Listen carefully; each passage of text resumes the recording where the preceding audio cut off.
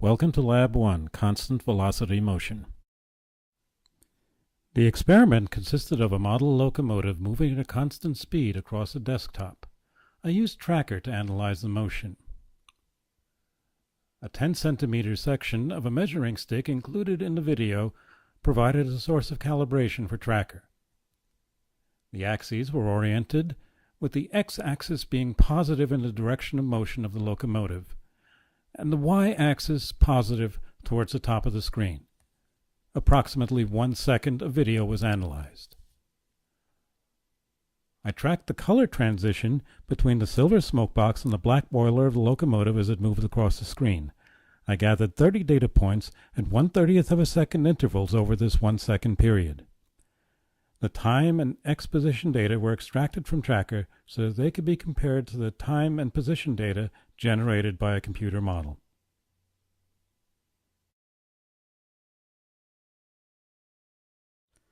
And now we'll use Newton's second law to construct the model of the object's velocity and its position.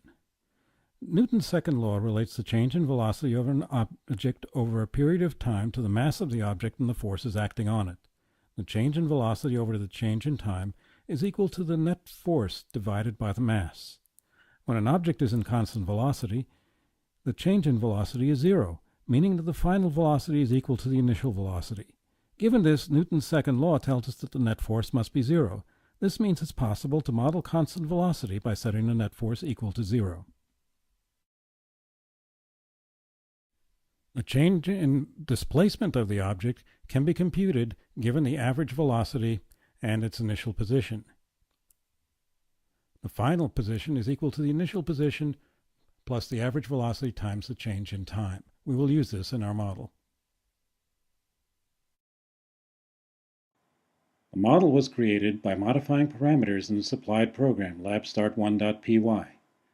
First, I altered the mass, represented in the program by ball.m. I set it equal to 2 kilograms, which was the mass of the locomotive. Next, I set the initial position of the locomotive to the initial position as supplied by Tracker.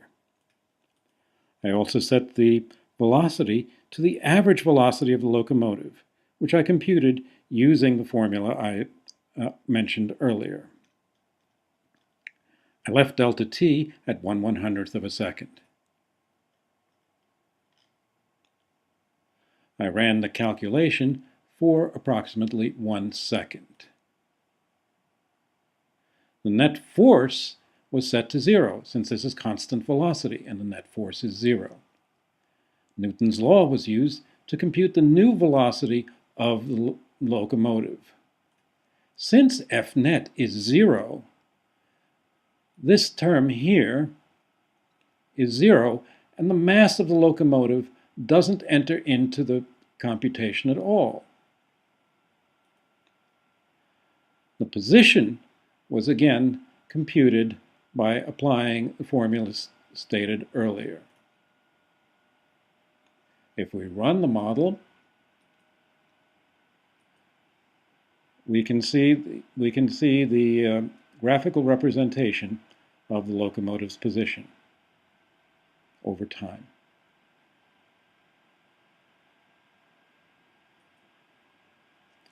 As you can see, it runs for approximately 1 second, and the position of the locomotive is represented by this bar. Over here, the position of the locomotive is represented by the blue ball moving away from the yellow ball. I plotted the data from both the experiment and the model. The red line represents the model position, the blue dots represent the experiment position. The horizontal axis is time in seconds, and the vertical axis is position in meters. The experimental data and the model data agree with each other very closely. Question: what if the orientation of the axes were flipped? Well, let's look at the y-axis first. Since the experiment ignores the y-axis data, flipping the y-axis would have absolutely no effect. If the x-axis were flipped, the locomotive would now be traveling in the negative x direction rather than the positive x direction. The position data would show the signs of the position vectors as negative, but the magnitudes would be unaffected. Likewise, the velocity would point in the opposite direction, but the magnitude of the velocity would be the same. Is it possible to say how many pulls or pushes were added together to give a net zero force in the observed case? The net force in the experiment was zero. Several forces can be identified, which when added together result in a net zero force. Gravity exerts a force on the locomotive, which pulls it down into the desktop.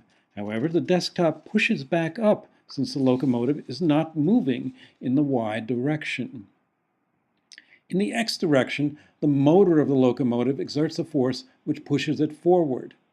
Friction exerts a force which pushes in the opposite direction.